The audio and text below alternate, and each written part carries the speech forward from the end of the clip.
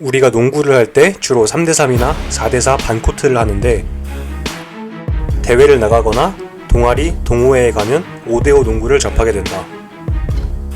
그런데 5대5를 자주 안 뛰었으면 개똥 쌀 확률이 높다. 왜냐하면 5대5 농구는 어렵다. 5대5 농구가 어려운 이유는 코트 밀집도가 3대3, 4대4와 차원이 달라서 공격하기가 정말 어렵다.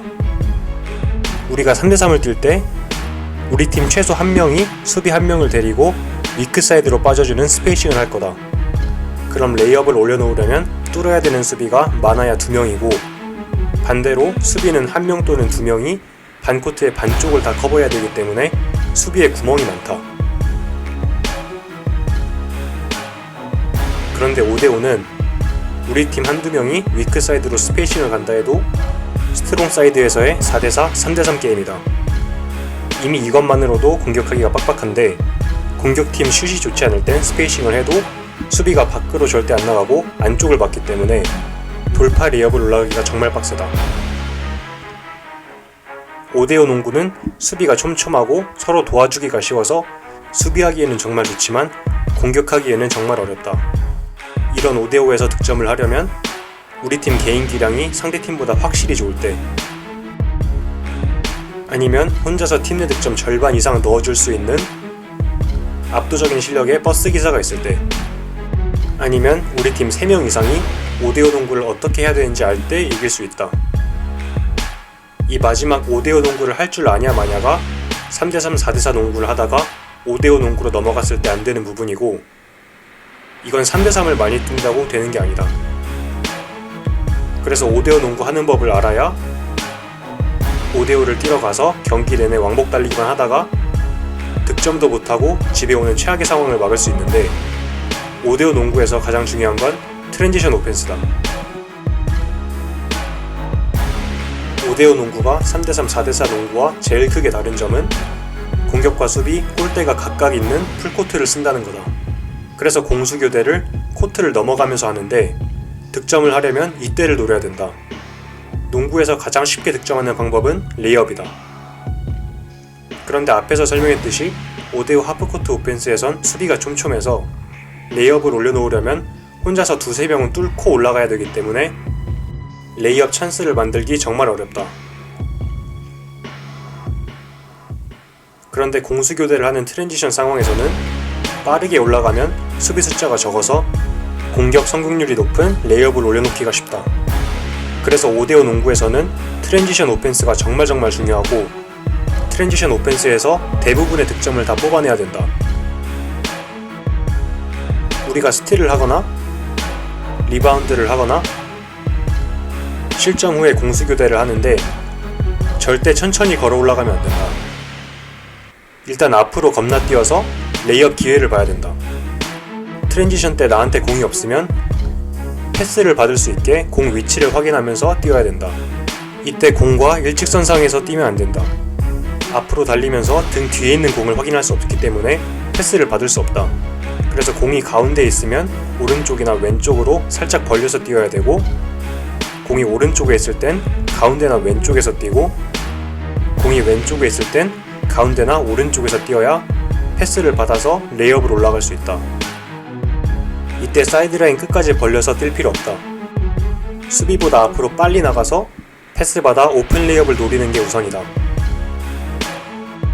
그래서 우리 팀이 공 딸 때 바로 튀어나가면 훨씬 쉽게 득점을 할 수 있을 거다.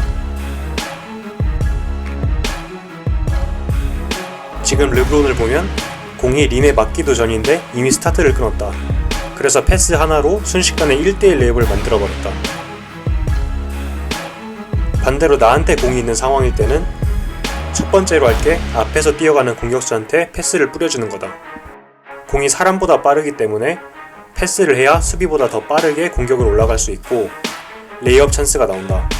그래서 공을 잡고 빠르게 코트 앞쪽을 스캔해서 우리 팀이 패스를 받을 수 있나 없나를 확인해야 된다. 이걸 잘하는 게 돈치치,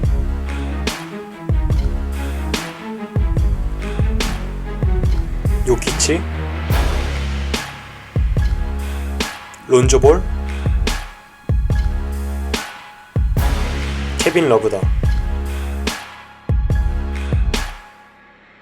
그런데 패스 각이 바로 안 나올 때는 직접 드리블을 치고 올라가야 된다.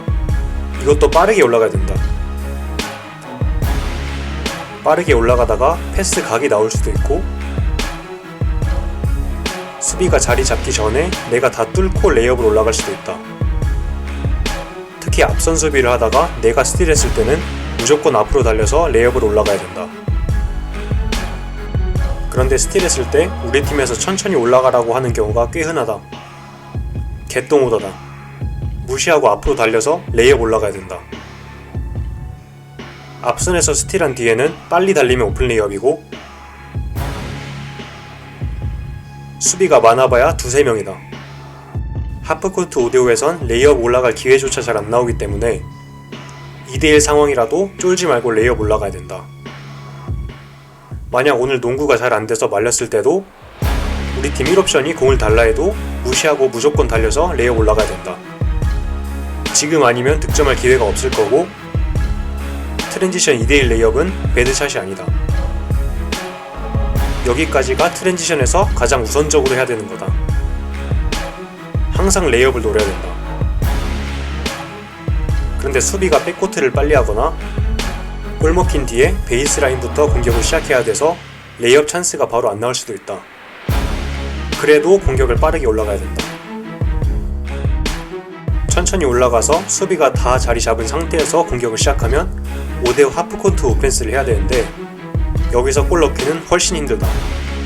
그런데 빨리 올라가도 수비가 어느 정도 백코트를 했기 때문에 첫 공격 세팅을 해야 된다. 우리 팀 빅맨이 리바운드를 따거나 골을 먹혀서 트랜지션을 할 때 1번은 공을 건네받고 2, 3번은 일단 앞으로 뛰어서 패스 받을 각을 한번 봐야 된다. 근데 수비가 백코트를 빨리 해서 패스를 못 받을 때는 사이드라인으로 쭉 벌려서 코너까지 내려가야 된다. 그리고 1번은 공을 갖고 올라올 거고 5번도 뛰어 올라와서 골 밑으로 들어가야 된다. 그리고 마지막 4번은 1번이 있는 반대쪽 사이드에 윙이나 슬롯으로 들어가야 된다. 이러면 첫 번째 공격 세팅이 끝났다.